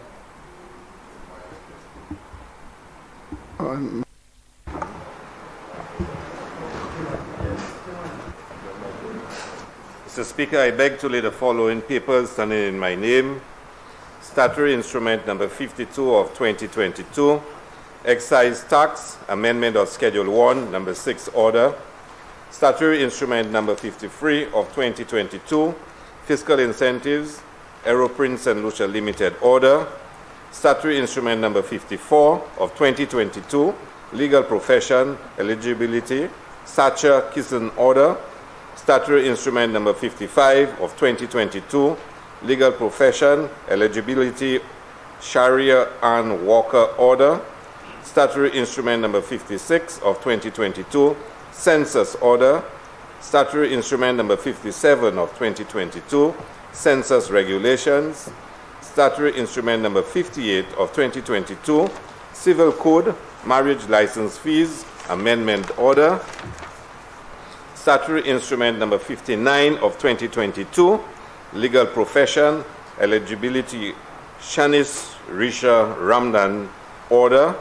Statutory Instrument Number 60 of 2022, Public Finance Management Act, Resolution of Parliament to borrow for capital or current expenditure, Renewable Energy Sector Development Project. Statutory Instrument Number 62 of 2022, National Savings and Development Bonds Act, Resolution of Parliament to raise funds by the issue of saving bonds. Statutory Instrument Number 64 of 2022, Excise Tax, Amendment of Schedule 1, Number 7 Order. Statutory Instrument Number 65 of 2022, Legal Profession, Eligibility, Chantel Alicia Paris Order. Statutory Instrument Number 66 of 2022, Customs, Service Charge, Variation of Service Charge, Goods Order. Statutory Instrument Number 71 of 2022, Legal Profession, Eligibility, Vanessa Shantana Fernell Order. Statutory Instrument Number 73 of 2022, Excise Tax, Amendment of Schedule 1, Number 8 Order. Minister for Health, Wellness and Elderly Affairs. Thank you, Mr. Speaker. Mr. Speaker, I'd like to lay the following papers standing in my name. Statutory Instrument Number 47 of 2022, COVID-19 Prevention and Control, Physical Distancing Number 6 Order.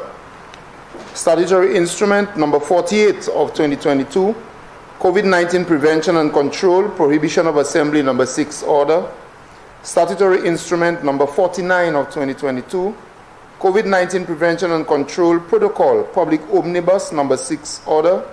Statutory Instrument Number 68 of 2022, COVID-19 Prevention and Control Physical Distancing Number 7 Order.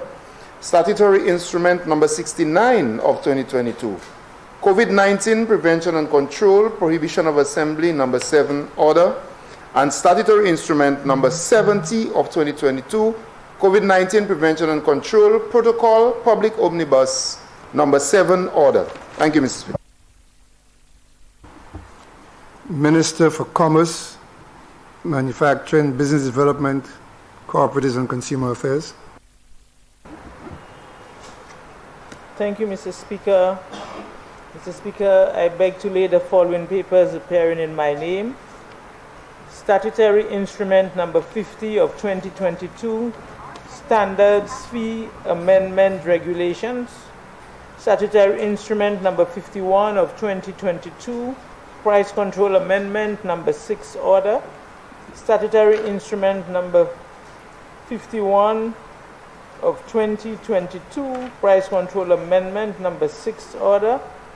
Statutory Instrument Number 61 of 2022, Micro and Small Scale Business Enterprises, declaration of a small-scale business enterprise, Aeroprint St. Lucia Limited order, statutory instrument number 63 of 2022, price control amendment number 7 order, statutory instrument number 67 of 2022, price control amendment number 8 order, statutory instrument number 72 of 2022, price control amendment number 9 order. Senior Minister and Minister for Infrastructure, Ports, Transport, Physical Development and Urban Renewal. Mr. Speaker, I beg to move the following. National Utilities Regulatory Commission Annual Report 2019-2020. Bills. Acting Prime Minister. Mr. Speaker, I beg to present for first reading a bill shortly entitled Banking Amendment. Banking Amendment. Acting Prime Minister.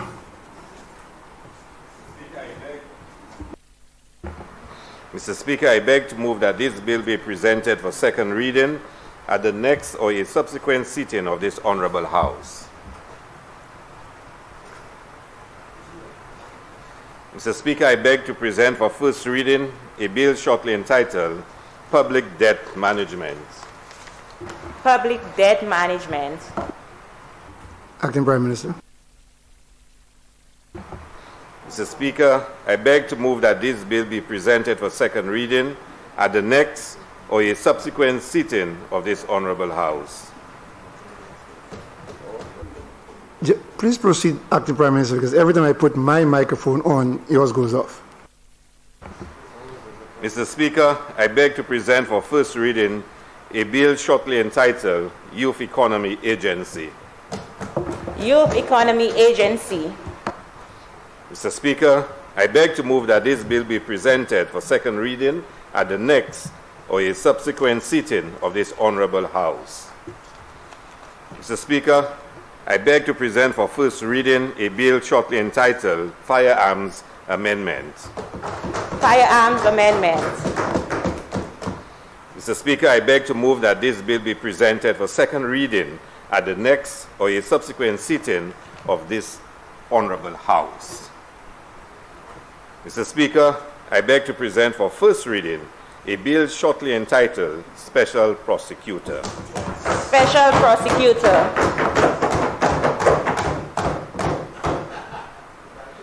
Mr. Speaker, I beg to move that this bill be presented for second reading at the next or a subsequent sitting of this Honorable House. Mr. Speaker, I move that this House stands adjourned sine die. Before I put the question, there was an announcement I should have made at the beginning. I will do that now. Members, I'm pleased to report that the following bills have been passed and assented to during the period August 2021 and April 2022. Automatic Exchange of Financial Account Information Amendment Bill, COVID-19 Prevention and Control Amendment Number 2 Act, Criminal Records Rehabilitation of Offenders Amendment Act, Drugs Prevention of Misuse Amendment Act, Income Tax Amendment Act, Intergovernmental Agreement St. Lucia and the United States of America Amendment Bill, Land and House Tax Amendment Bill, Consumer Protection Amendment Act, St. Lucia National Economic Fund Amendment Bill, Money Laundering Prevention Amendment Bill, Distribution and Price of Goods Amendment Bill, Financial Services Regulatory Authority Amendment Bill, IBC Amendment Bill Revised, Insurance Amendment Bill, Land and House Tax Amendment Bill, Public Finance Management Amendment Act, Agriculture and Fisheries Incentives Amendment Bill, Community Tourism Development Act, Customs Control and Management Amendment Bill, Domestic Violence Bill, Eastern Caribbean Central Bank Agreement Amendment Bill, and Supplementary Appropriation Bill 2022-2023. And members, in an effort to promote the e-Parliament, the Parliament Office has now completed its distribution of tablets to each member of Parliament. Those of you who have not gotten, yours is downstairs. You probably arrived late, which the leader of government business will be having a word with you about. And finally, members, I'll ask you to join with me in showing appreciation to and for his work. He is now retired. Officially, there was a ceremony for him last week, Saturday. If you join with me for the great work done by the former Chief of the Fire Services, Joseph, who is now officially retired after 35 years of service to the fire station.